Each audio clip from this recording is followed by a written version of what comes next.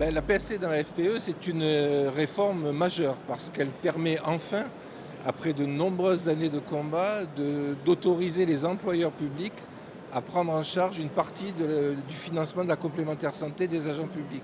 Cela existait déjà pour les salariés du privé, mais cela n'existait pas pour les agents publics. Donc ça, c'est une chose qui est acquise. La contrepartie de cette obligation de participation, c'est que le fait que les contrats des agents publics vont devenir obligatoires et le contenu de ces contrats sera défini par l'employeur public lui-même. Donc tout le combat que nous menons, toute la négociation qui est en cours aujourd'hui, c'est d'essayer d'adapter les contrats qui seront proposés par les différents ministères aux besoins des agents publics en essayant de les rendre le plus confortable possible.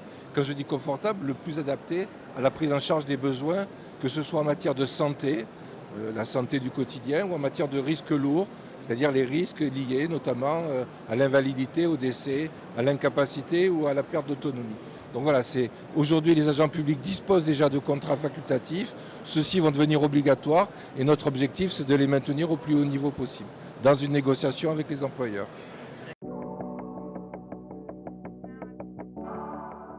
Les freins qu'il y a dans les deux autres versants territorial et hospitalière, je commencerai par l'hospitalière, puisque là, il n'y a absolument aucune négociation qui est en cours, alors même que c'est un dispositif qui doit être mis en place partout dans les trois versants début 2026.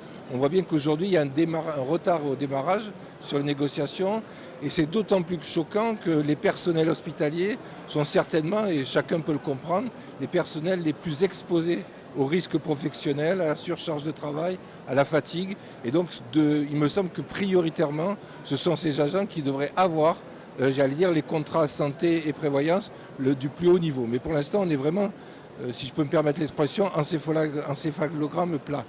Concernant la fonction publique territoriale, là, des négociations ont eu lieu avec les employeurs territoriaux et avec l'administration territoriale. Mais pour l'instant, on est un petit peu en jachère aussi, parce qu'il faut une transposition législative pour mettre en œuvre tous ces dispositifs.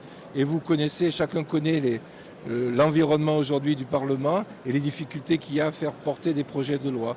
Donc là aussi, alors que c'était bien parti dans la territoriale, on est un petit peu en retrait et en retard par rapport à la fonction publique d'État notamment.